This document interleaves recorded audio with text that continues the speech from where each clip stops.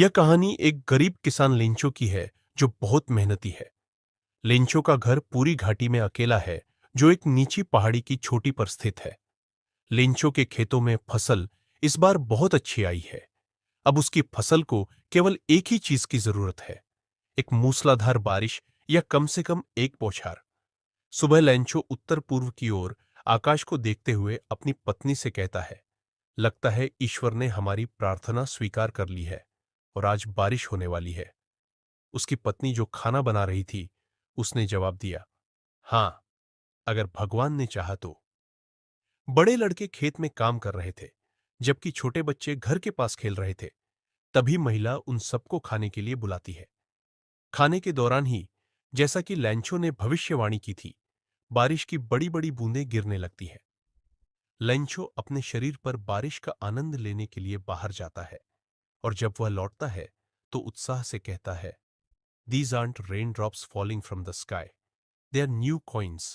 The big drops are 10-cent pieces and the little ones are fives.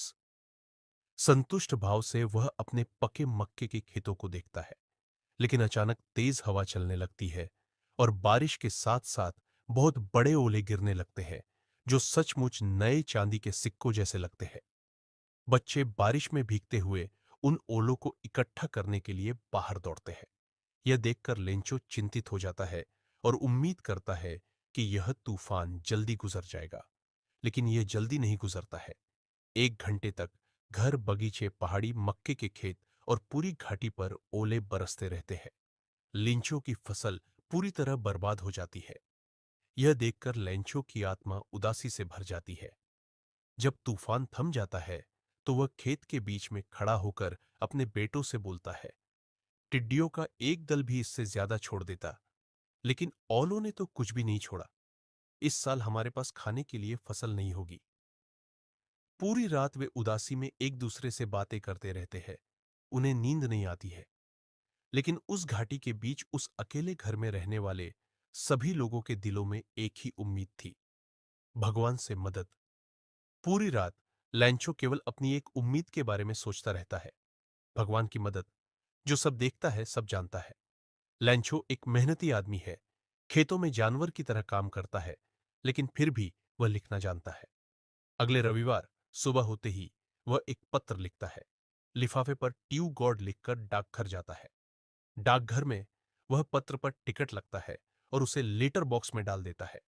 वहां का एक कर्मचारी, जो डाकिया था, खूब हंसते हुए अपने बॉस के पास जाता है और उन्हें भगवान के नाम वाला पत्र दिखाता है। पोस्टमास्टर, जो एक मोटा, मिलनसार और खुशमिजाज व्यक्ति है, जोर से हंसने लगता है, लेकिन तुरंत ही वह गंभीर हो जाता और बोलता है, क्या विश्वास है! काश मेरे पास भी उस आदमी जैसा विश्वास होता जिसने यह पत्र लिखा है। पत्र लिखने वाले का भगवान में विश्वास न डगमगाए, इसलिए पोस्टमास्टर पत्र का जवाब देने के बारे में सोचता है। लेकिन जब वह इसे खोलता है, तो उसे मालूम होता है कि इसका उत्तर देने के लिए उसे शुभकामनाओं, स्याही और कागज से कुछ अधिक चाहिए। लेकिन हमें वह इस अपने किसान की निश्चय मदद पर करनी अड्डा चाहिए। रहता है। वह अपने कर्मचारियों से पैसे मांगता है, खुद अपने वेतन का एक हिस्सा देता है और अपने कई दोस्तों को भी एक्ट ऑफ चैरिटी के लिए कुछ देने के लिए कहता है। उसके लिए 100 पैसों इकट्ठा करना असंभव था, इसलिए वह किसान को केवल 70 पैसों ही भेज पाता है। वह पैसे एक लिफाफे में रखता है, उस पर लेंचो का पता लिखता है और साथ में एक पत्र रखता है, जिसमें हस्ताक्षर के रूप में केवल एक शब्द था, गॉड। अगले रविवार लेंचो सामान्य से थोड़ा जल्दी आ जाता है। डाकिया खुद लेंचो को पत्र सौंपता है, जबकि पोस्टमास्टर अपने ऑफिस से यह सब संतुष्टि का अनुभव करने के लिए देख रहा होता है। लेंचो का विश्वास ही इतना अटूट होता है कि उसको पैसे देखकर जरा भी आश्चर्य नहीं होता है। लेकिन जब वह पैसे गिनता है, तो वह नाराज हो जाता है और खुद से बोलता है, भगवान गलती नहीं कर सकते, और न ही वे लेंचो को वह देने से मना कर सकते जो उसने मांगा था। तुरंत लेंचो कागज और स्याही मांगने के लिए खिड़की पर जाता है और दूसरा पत्र लिखता है। जब वह लिखना खत्म कर लेता है, तो टिकट खरीदने के लिए खिड़की पर जाता है, जिसे वह जीभ से चाटता है और फिर अपनी मुट्ठी के प्रहार से लिफाफे पर चिपका देता है। जैसे ही पत्र लेटर बॉक्स में गिरता है, पोस्टमास्टर उसे खोलने जाता है और पढ़ता है। उसमें लिखा था, भगवान, जो पैसे मैंने मांगे थे उसमें से केवल 70 पैसों ही मेरे पास पहुंचे। मुझे बाकी भी भेजे, क्योंकि मुझे इसकी बहुत जरूरत है। लेकिन इसे मेरे पास डाक के माध्यम से मत भेजना, क्योंकि डाकघर के कर्मचारी बेईमानों का समूह है।